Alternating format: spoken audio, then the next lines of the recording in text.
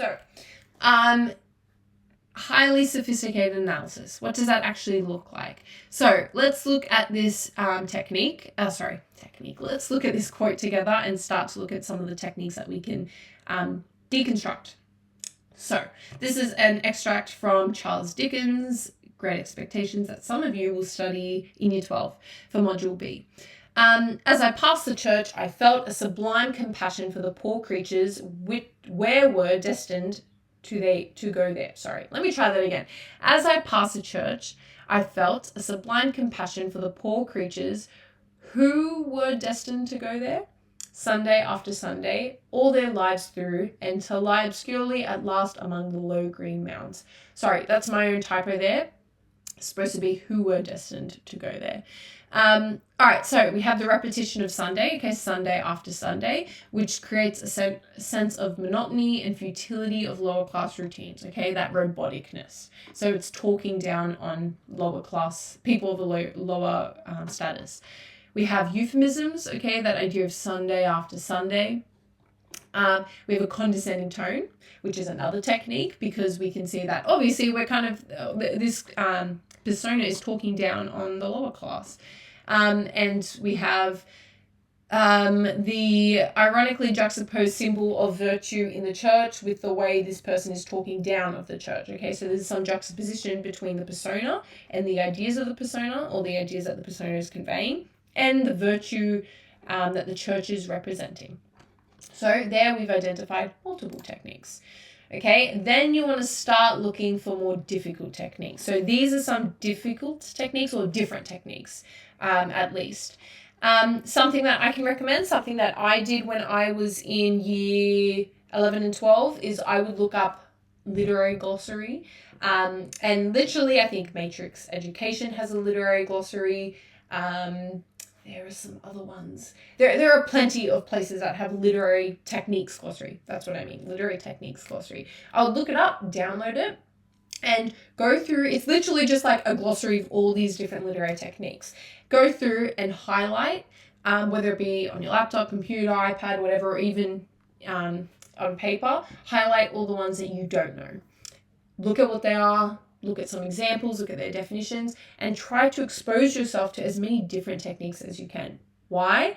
Because the ones that you know really well, everyone else knows really well. So part of having a personal voice and being sophisticated in your critical analysis is having different, difficult and sophisticated techniques. Okay, so let's look at these two extracts from Robert Browning's poems, another poet that some of you guys might look at in the next 2 years. So that's my last Duchess painted on the wall, looking as if she were alive. I call that piece a wonder now. Fra Pandolf's hands worked busily a day, and there she stands. Wilt please you sit and look at her, I said.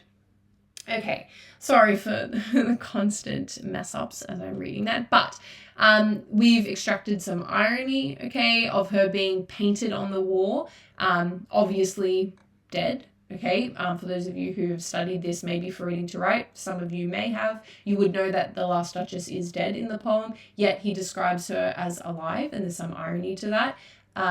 Not to get too into it, but basically this woman has power over him even after she's died, okay? So it's ironic that he's killed her. Spoiler alert, he does kill her. I'm sorry if any of you were planning on reading that poem, but he does kill her, and some irony that she still has power over him.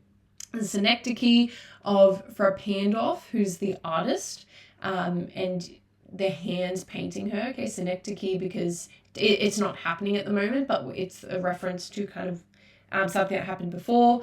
We have a rhetorical question here. Let's also read this poem. So, let us go then, you and I, when the evening is spread out against the sky, like a patient etherized upon a table. Let us go through certain half-deserted streets, the muttering retreats of restless nights in one-night cheap hotels, and sawdust restaurants with oyster shells, streets that follow like a tedious argument of insidious intent. Okay, so earlier we have the juxtaposition of romantic imagery with modernist imagery. So evening is spread out against the sky is a really romantic point of view. Not romantic in the sense of like lovey-dovey, two characters who fall in love. Romantic in the sense of an appreciation for nature, an appreciation for the imagination, okay? We can see that appreciation for nature in that quote. A modernist because there's that idea of modern society being really fragmented and destroyed and isolated. And then we have, where is that simile? Streets that follow like a tedious argument, okay? Simile connecting opposites of intellect and real experience, okay? So the streets that follow as this person's walking through the streets, that's that real experience. And then like a tedious argument, that's that intellect, okay? Do you need to know any of this for these specific poems? Maybe, if you're someone that's studying these poems. But that's not the point of this. The point of this is kind of to start looking at these more sophisticated techniques, okay? Looking for them, how do we use them? Notice how for every technique, I didn't just say, yep, rhetorical question, all right, yep, there's juxtaposition. I went in after and I kind of explained how that technique is actually being used. Okay, there's a rhetorical question, what does that actually mean? Okay, yeah, okay. Form now. So those were looking at literary techniques. Let's look at how you would analyze form. So we have the epigraph and biblical allusion of the beginning of this other Robert Browning poem. You could talk about the effect of that. I haven't studied this poem in particular, so I'm not sure what that would mean. So unfortunately, I can't cover that. But that's one element of form. We have the free indirect discourse that shows that this is not an impartial observer. This person that is, okay, I'm not sure what this person is talking about. We also have square brackets that you can see, which is characteristic of stage directions, okay? Which creates intertextuality with the tempest, which from what I do know about this poem, it's responding to the tempest, which is another text that you might study in year 12. Okay, and then here are some more formal elements of this visual, okay? So really the point here is that form and literary techniques must come together in your critical analysis to have sophisticated analysis.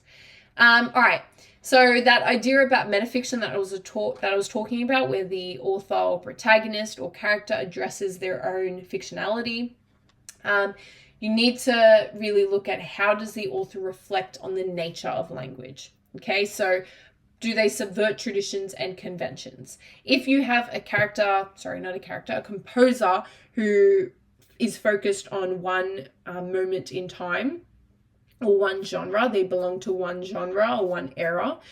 So if they make a lot of realist literature, are they using a lot of realist conventions that a lot of other realist composers used, or do they subvert it? Are there a lot of fourth wall breaks, as I was talking about, where the character literally would directly talk to the author, or the narrative voice would directly talk to the audience, not the author. Is there authorial intrusion? And that's essentially where the author literally inserts their own voice and their own ideas into the piece. And is it self-referential? Okay, so it discusses its own writing or language or fictionality.